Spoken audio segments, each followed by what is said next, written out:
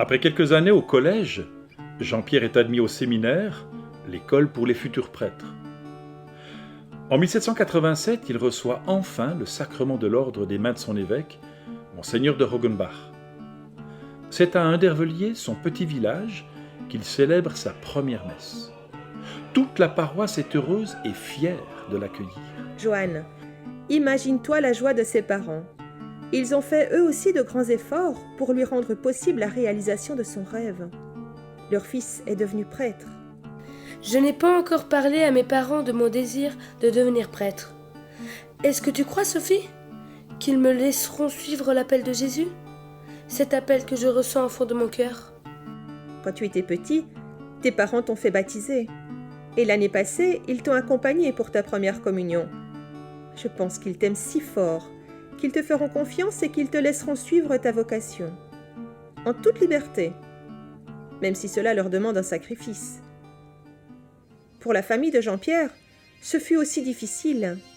Imagine-toi, à peine ordonné prêtre, Jean-Pierre doit se cacher, même s'exiler et partir très loin. La Révolution française a touché notre pays. Le peuple se révolte contre les injustices. Mais sa façon de faire n'est pas meilleure que celle des oppresseurs. Tu sais, lutter contre le mal en faisant le mal, ce n'est pas le bon chemin. Des milliers et des milliers de morts, de blessés, de déportés. C'est exactement comme aujourd'hui. J'ai vu l'autre jour des réfugiés à la télé dans un camp d'accueil. Des centaines de personnes se sont noyées dans la mer en essayant de se sauver. En ce temps-là, Jean-Pierre, le père Blanchard, quitte le Jura pour une très longue période.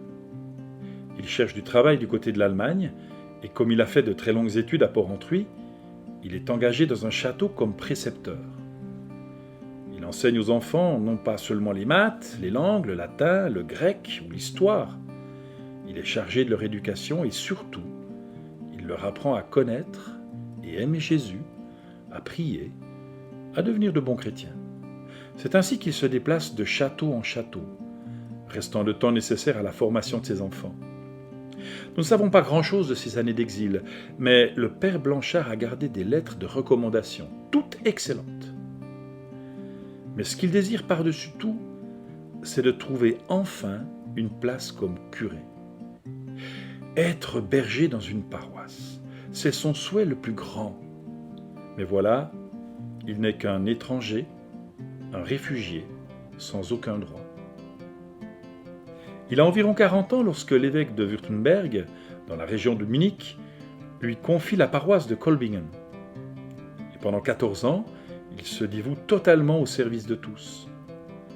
Ses paroissiens ont raconté beaucoup d'anecdotes qui montrent combien le père Blanchard vivait proche de ses brebis.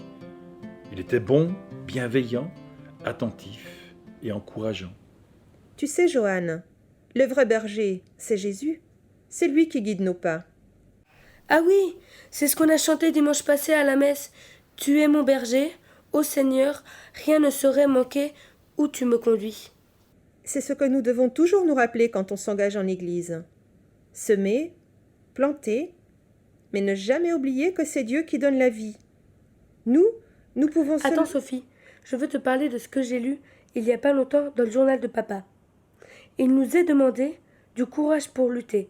Mais avoir du courage ne signifie pas d'avoir la garantie du succès. D'abord, j'ai pas très bien compris, mais mon papa m'a expliqué ces paroles du pape François.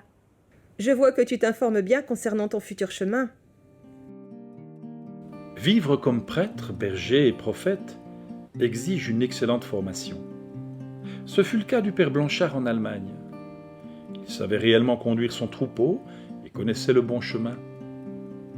Prophète courageux, il mettait en garde ceux qui se trompaient de direction, et toute sa paroisse admirait son engagement et sa lutte pour la vérité et la justice.